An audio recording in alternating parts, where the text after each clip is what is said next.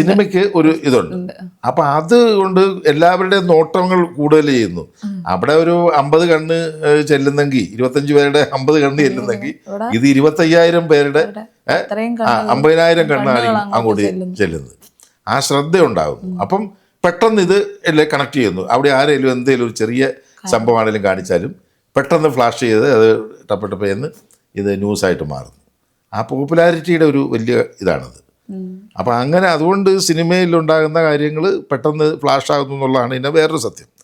പിന്നെ വേറൊരു കാര്യം, മയക്കുമരുന്ന് എന്ന് പറയുന്ന സംഭവം നമ്മുടെ മനുഷ്യ സമൂഹത്തെ തന്നെ കാർന്നു തിന്നുന്ന ഒരു ഭീകരമായ ഒരു വിഷം തന്നെയാണ്. അത് നമ്മൾ സ്വയം മനസ്സിലാക്കും.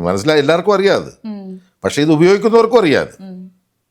പക്ഷെ അത് അറിഞ്ഞുകൊണ്ടാണ് അവർ ആ നൈമിഷികമായ ചില അപ്പോഴത്തെ ഒരു ഇതിന് വേണ്ടിയിട്ട്, അനുഭൂതിക്ക് വേണ്ടിയിട്ട് ആണ് ഇത് ഉപയോഗിക്കുന്നത്. ഇത് ഉപയോഗിക്കുന്നതിനകത്ത് വേറൊരു വലിയ പ്രശ്നം കൂടെ എന്താണെന്ന് വെച്ച് കഴിഞ്ഞാൽ വരുന്ന ഇതുണ്ട്. ഈ സിനിമയിലൊക്കെ വരുന്നൊരു ഇത് ഉപയോഗിക്കുന്നു എന്ന് പറയുമ്പം സാമ്പത്തിക ഒരു അടിസ്ഥാന ഘടകമാണ് ഇതിൻ്റെ. വലിയ പൈസ മുടക്കമുള്ള കാര്യമാണ്.